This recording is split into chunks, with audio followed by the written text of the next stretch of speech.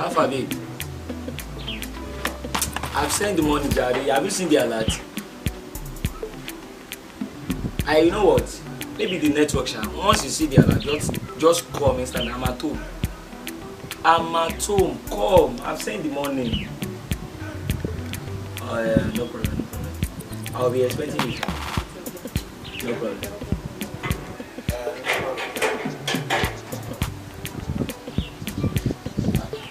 Ewa told me. Oh. Ewa told me. Oh my God. Oh my God. I'm calling you instead of you to answer me on time. You are sorry. You are sorry. Forget about you are sorry. You know what I'm going to do for me now? Someone is coming to come and meet me at home. She will soon be at the gate. So just go there. Help me to go and pick that person. Okay, uncle. That lady that you're talking to on Facebook. Okay, you are coming. You are coming. You are stupid. What is your own business? Go down. Mind your own business.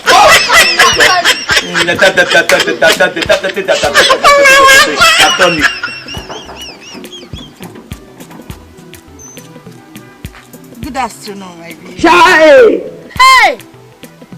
Very beautiful. Very beautiful. You are very beautiful. Thank you, my dear. Very beautiful. Thank you, sir. Beauty, shut up. Our uncle is calling you. Your uncle is calling me. Yes, yes.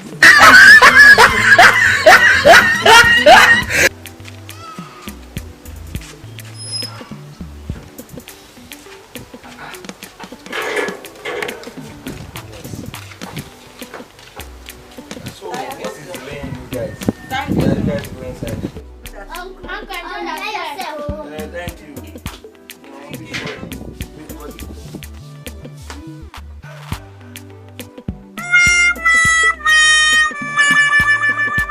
I'll message you back.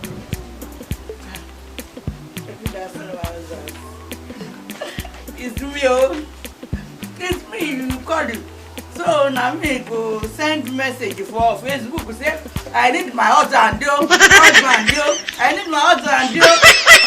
You show love for me for Facebook say you like me. So thank you. If I don't see you, I don't go sleep. Oh. Jesus I don't go sleep. Lord. Oh. So thank you. If you remember, say now you send the money for me. Transfer for account. Oh, okay. Then. So I think I need to. Hey! Jesus! So now you are telling me that you are the one that I'm chatting with on Facebook. Yes. How come you are not resembling each other? Let me see. You are not resembling. It's me. Eh? Yes. See, now my sister don't slap me like this. You don't go slack shots. Jesus! Go slack shots. Now me go beat this soon. Beat this soon. Now black shots. Beautiful. Wow. I'm done. So, the fact that you don't know how to speak English, I'm very curious about that. You want to mention Snapchat? You say crack chat or what? Snapchat. Yes. Snapchat. Yes. Hey. How are you chatting on Facebook? As in you're typing. How do you do it? Like my sister You right wanted now. to wait. You wanted to say Snapchat. You say Snapchat. Have you what? Snapchat. Snapchat. Yes. So you know what? Yes. We don't need house help here. Maybe you should go somewhere else because you are not the one that I'm waiting for.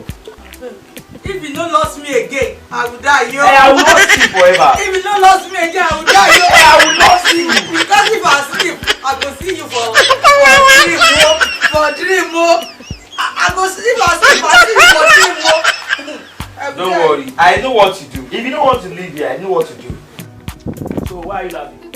Why are you laughing?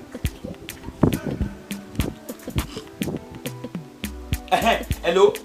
Listen to me. I don't need all the stuff. No, listen. There is fire on the mountain.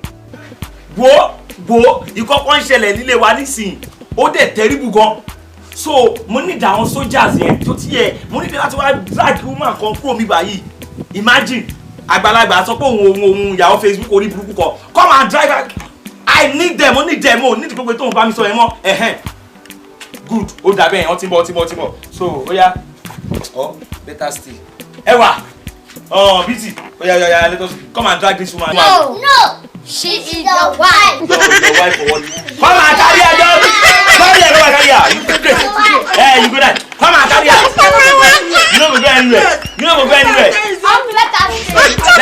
for where? Oh yeah, carry her.